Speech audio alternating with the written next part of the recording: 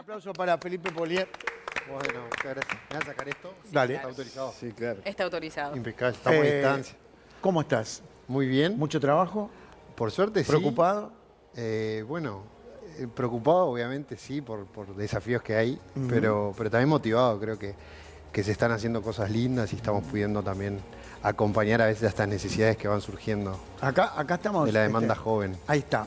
A eso quiero ir. Vamos a arrancar por eso, que es, digamos, ahora lo que más nos interesa charlar, que es qué pasa con los jóvenes en Uruguay, qué pasa con la juventud que no consigue trabajo, no consigue insertarse, digamos, en el ambiente laboral, por un montón de cosas. Una de ellas es, obviamente y lógicamente, la falta de experiencia, otra es la pandemia, otra es la tecnología, terminar el bachillerato, que no muchos jóvenes lo terminan. Todo esto está en una bolsa y vos y el instituto y tienen que tratar de buscar una solución. Totalmente.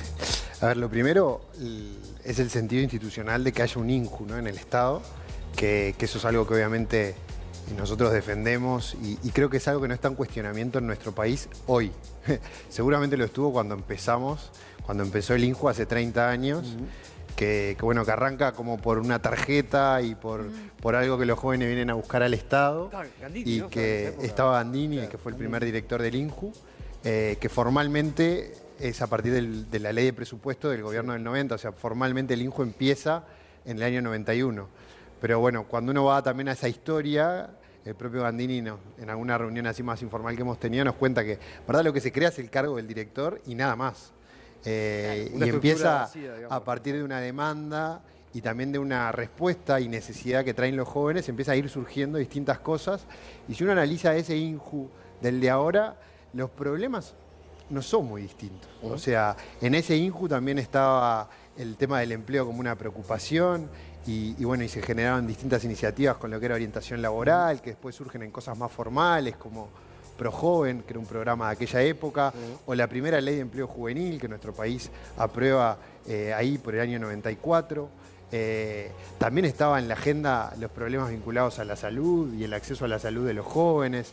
En aquel momento tal vez con una impronta que tenía que ver con el acceso a la salud más de lo reproductivo, de la salud sexual, y tal vez eso con el periodo del tiempo ha ido transformándose, pero la demanda de la salud sigue estando en la agenda. Ahora, pero hay una cosa que perdona que te corte, pero hay una cosa que adelante. dijiste hace un minuto, que fue una también de las cosas que hablamos en la producción. Digo, me dijiste, no ha cambiado mucho. Estamos hablando del 91 hasta ahora, ¿no? 40 años. Estamos hablando de 40 años. 30. 30, perdón. 30. 30 años. Y no ha cambiado mucho. O sea, no se le ha encontrado una solución. A ver, el problema del empleo y del desempleo en los jóvenes en nuestro país es un tema estructural, que sin duda la pandemia ha empeorado. Hace unos meses Exante, una consultora privada, presentaba igual cómo había repercutido y hablaba de que había una mayor repercusión del desempleo por la pandemia en la población joven. Pero si uno analiza en la evolución de los últimos 30, 20 años, el desempleo en población joven o el desempleo juvenil, que es el parámetro que utiliza la OIT, es el desempleo entre los 15 y los 25 años, siempre está por arriba del doble del desempleo en la población general. Actualmente anda casi al triple, o sea, el desempleo juvenil en nuestro país es en torno al 30, 31%, dependiendo un poco de las mediciones. Y yo creo que también trae consigo un problema del sistema educativo, que viene atado a la dificultad de acceder al empleo en los jóvenes. Yo creo que hay un desfasaje, la estadística, lamentablemente en nuestro país, por la alta deserción educativa. Ahora, pero vos, y por cómo también los jóvenes ¿a qué le atribuís la terminan deserción de los jóvenes de los estudios? Y yo creo que seguramente tenga que ver con que el sistema, la vida de los jóvenes ha cambiado más rápidamente tal vez, y los cambios en la vida de los jóvenes van más rápido que los cambios que las soluciones que se generan en el sistema educativo. Todos sabemos los desafíos que implica también una transformación de fondo a nivel del sistema educativo. Recientemente, creo que esta semana, el presidente del COICEN hablaba, de un gran diálogo social también para poder avanzar en algunas de las reformas que se plantean. El Ministerio de Educación y Cultura también hace pocos días presentaba lo que es el plan educativo para todo el quinquenio, que ha sido todo un trabajo que ha tratado de reunir también no solo las voces del gobierno, sino también las voces de los actores, docentes, sindicatos. Pero yo creo que como país ahí tenemos un gran debe. Después hay otro debe que también tiene que ver con alternativas y promover, sobre todo que el sector privado elija contratar jóvenes. Ahora, pero ¿hay alguna forma, se está aplicando algo como para que el sector privado esté incentivado a contratar jóvenes? Porque vos recién hablabas de un margen de hasta 25 años. Ahora, ese joven que hasta los 25 años no encontró trabajo, más tarde, después, menos, se le va a complicar más todavía. Total. Porque en muchos lugares dicen, yo 30 años tenés, upa. ¿Y qué experiencia laboral tenés? Y ninguna, porque no conseguí laburo hasta hoy. Yo creo que a mí cuando hablamos de este tema, cuando lo analizamos del INJU, que nuestro sentido institucional es tratar de velar. Primero, el instituto tiene una razón de ser, que es generar espacios para escuchar a los jóvenes y después poder representar esa voz de los jóvenes en la agenda del gobierno, que no necesariamente significa que todo eso lo tenga que hacer el INJU. El INJU, si uno compara el Estado, es un organismo pequeño para toda la población, de alguna manera, para la cual está pensando, ¿no? En nuestro país hay 800.000 jóvenes y obviamente el instituto, si uno analiza el presupuesto del instituto, la cantidad de funcionarios, la cantidad de recursos, es muy limitado. Pero hay mucha de la agenda de la política pública sobre los jóvenes que no la ejecuta el INJU, que la ejecuta el sistema educativo, que la ejecuta un organismo como INEFOP, por ejemplo, que está generando oportunidades de formación para los jóvenes pensando en el mundo del trabajo.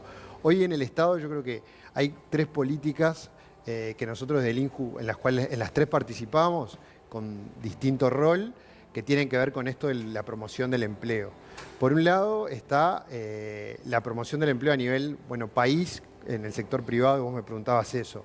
Sí, en Uruguay hoy está vigente una ley de empleo juvenil, una ley que se aprobó en el periodo anterior de gobierno, por unanimidad de todos los partidos políticos, la cual plantea 4 o 5 formas para incentivar la contratación de las empresas, que ahí depende un poco si son gurises, mujeres y jóvenes de contextos más vulnerables o si son de contexto socioeconómico de medio alto, y también dependiendo un poco del tipo de práctica en la empresa, si es una práctica formativa, atada a lo educativo, pero ahí hay 4 figuras que generan algunos subsidios en las empresas para elegir contratar jóvenes. Sí. Cuando analizamos esa ley que sigue vigente, lo que empezamos a notar es que las empresas la usaban poco. En un periodo de muchos años anduvimos cercanos a los 8.000, 9.000 puestos generados por esa ley. Es poco. Que es poco. Claro.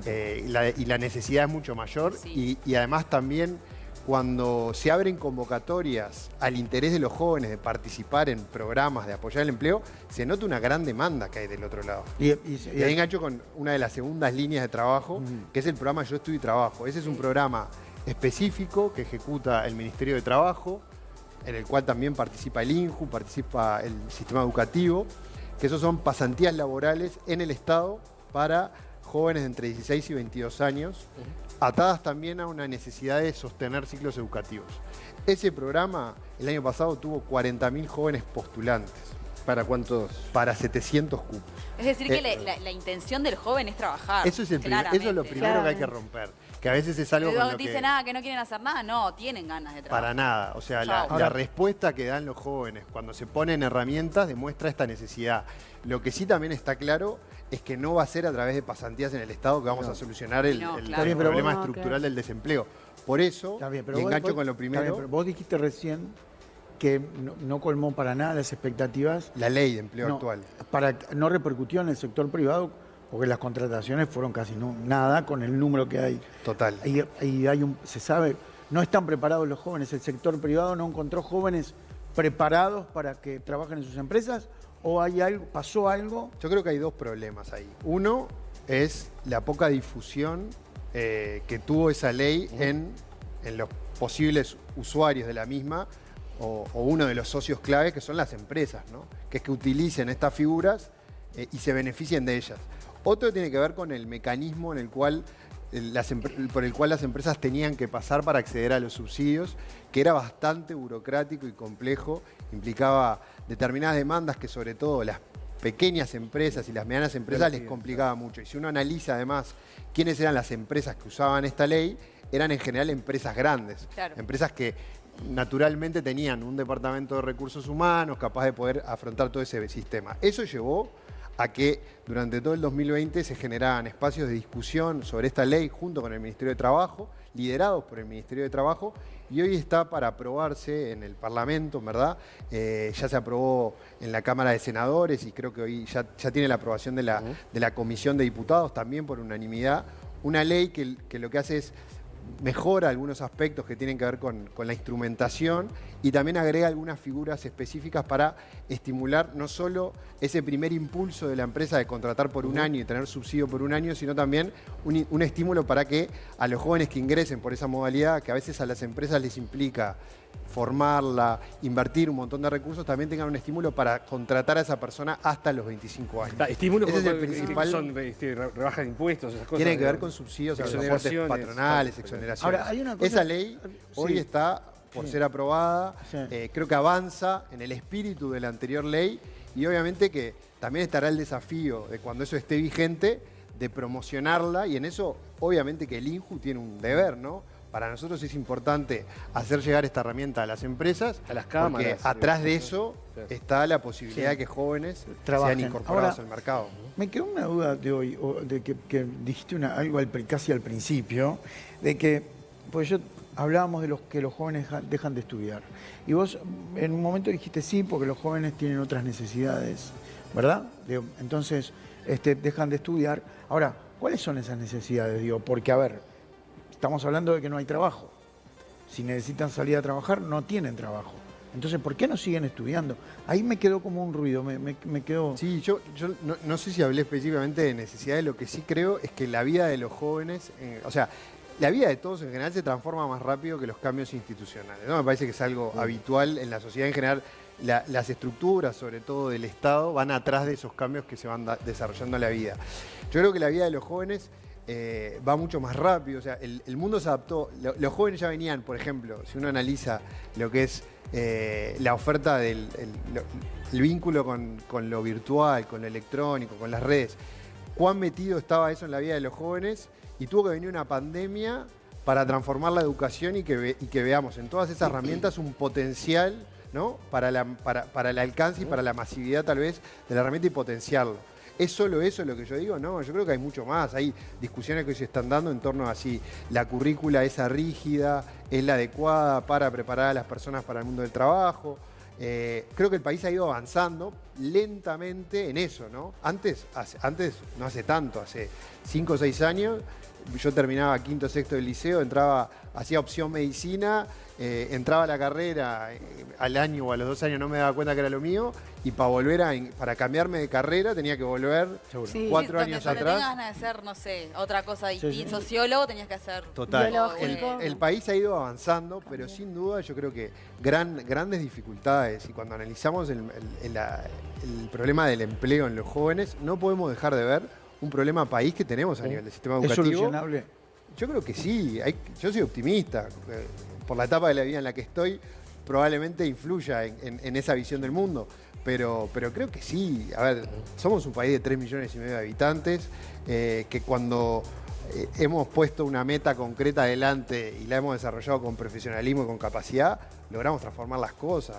La gestión de la pandemia creo que es lo último y lo más cercano que tenemos para estar orgullosos de cómo como país cuando nos ponemos una meta adelante podemos lograr buenos resultados. Yo creo que sí es importante el sinceramiento de la situación en la que estamos, con el sistema, con la situación actual de la educación y también del trabajo, que creo que todos lo reconocemos. Ha sido un tema en la agenda, fue un tema en la agenda de la campaña electoral, sigue siendo un tema en la agenda de las corporaciones de distinto tipo, docentes, no docentes, políticos, y creo que como país, siempre que nos detenemos a analizar esto, tenemos que pensar en eso. Yo, obviamente que no le compete al INJU decidir ni marcar cuál es la agenda de la reforma educativa, pero sí es importante desde nuestro lugar, y sobre todo cuando analizamos lo del desempleo, que es algo tan concreto y es algo que se ve en números tan fríos, no dejar de ver que atrás de eso también hay dificultades a nivel del sistema educativo, porque si los jóvenes no salen preparados cuando se enfrentan al mercado de empleo, obviamente que un empleador no los va a contratar. Claro. Bien, el tema es que todos tengan anotado lo mismo en la agenda. Total. Y bueno, en gran parte uno de los desafíos y de hecho estar acá de nosotros tiene que ver con eso, ¿no? Tratar de incidir y marcar agenda en estos temas.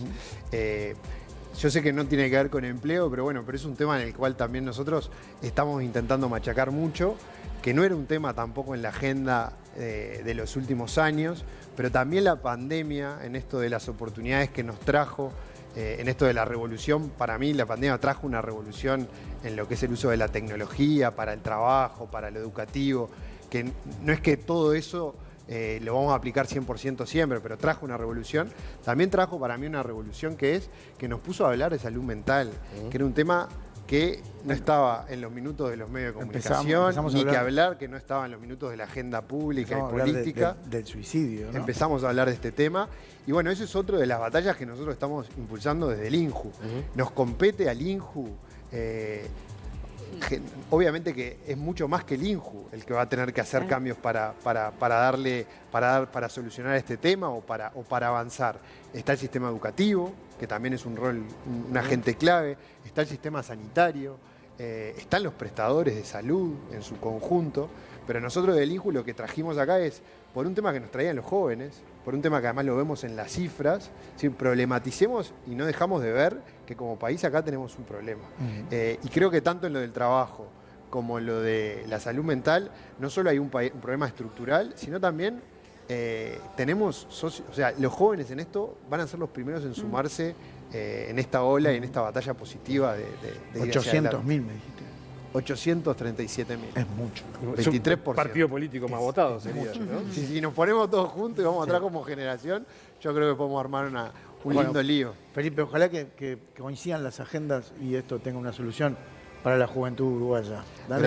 Ojalá que sí, y bueno, y les agradezco siempre, la verdad que es un gusto venir a charlar con ustedes. Dale. Y ojalá no sea la última y nos encontremos alguna que otra vez. Gracias, Felipe, gracias. Señor Felipe Polia, director del Instituto Nacional de la Juventud, estuvo charlando con nosotros.